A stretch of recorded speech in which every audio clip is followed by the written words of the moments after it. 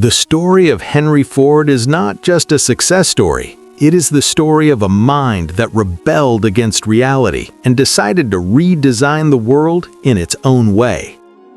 On a quiet farm in the United States, everything seemed normal, or at least that's what everyone believed. A simple life, daily work, and a predictable future. But for Henry, this wasn't stability, it was a limitation. While others worked the land, he was absorbed in a completely different world. He would take apart watches piece by piece, not to play, but to understand them.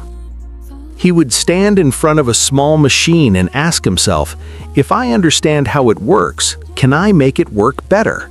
And right there, without anyone realizing, the first real turning point began. Because in a world where people accept things as they are, he saw what they could become. As he grew older, that question didn't just stay, it turned into an obsession. At the age of 16, he could no longer accept the idea of living the same life as everyone before him, so he made a decision that seemed crazy. He left the farm and went to Detroit. He had no clear plan, no guaranteed path, but he had something far more powerful, an inner belief that he was meant for something bigger. There, real life began. He worked in machine shops for long hours with low pay, under tough conditions. But what people didn't see was that Henry wasn't working for money. He was working to build himself. Every bolt, every machine, every mistake was a lesson. Then came a moment that rarely happens in a lifetime. While working at Edison Illuminating Company, he got the chance to meet the man who lit up the world, Thomas Edison. Imagine the scene. A young, unknown man stands in front of a legend and says with confidence, I believe the future won't belong to horses, but to gasoline-powered cars. It could have ended with laughter, but Edison didn't laugh. He looked at him and said one word, continue. That one word wasn't just encouragement, it was validation, and it was enough to completely change the course of his life. Ford walked out of that meeting a different person. He was no longer just a worker with a dream. He became a man with a mission. He worked non-stop, long nights, constant effort, endless experiments. And in 1896, he finally built his first car. It was simple, primitive, barely functional, but it was enough to say to the world, the impossible has begun. But here comes the part no one likes. Success at the beginning does not mean success in the end. When he tried to turn his idea into a company, everything collapsed. The project failed, the money ran out, investors walked away, and people started doubting him. And right here, at this exact moment, a person's life is decided. Does he quit? Does he say, I tried and failed? Or does he rethink everything? Henry Ford chose the harder path. He told himself, I didn't lose, I learned what doesn't work.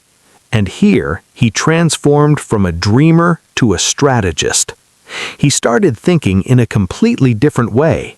He no longer asked, how do I build the best car in the world? He asked, how do I make a car accessible to every person?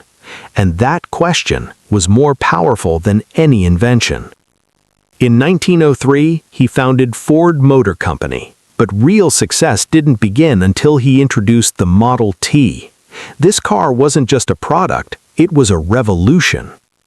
Simple, durable, and affordable. Suddenly, everything changed.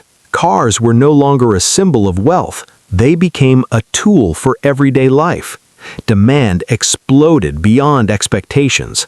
The factory could no longer keep up. And here came the moment that changed history. Ford stood inside the factory, watching workers, movement, wasted time, and asked a very simple question. Why do workers move toward the car? Why doesn't the car move toward them? A simple idea, but a revolution. And in 1913, the moving assembly line was born. Suddenly, time shrank, production multiplied, costs dropped, and the world entered the age of modern industry. But Ford wasn't only thinking about machines, he was thinking about people.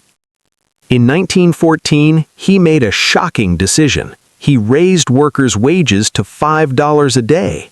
People laughed, newspapers attacked him, businessmen called him crazy. But the truth, he saw what no one else could see.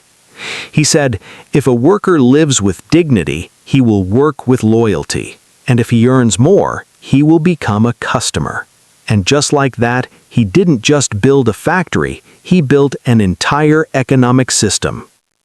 His success became legendary, his name spread everywhere, and the world began to change because of him.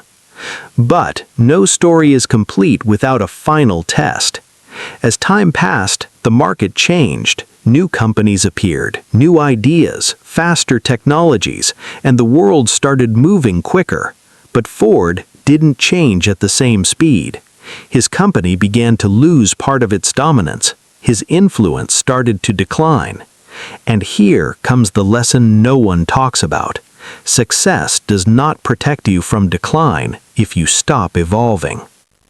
Yet, despite all that, what he did was bigger than any setback.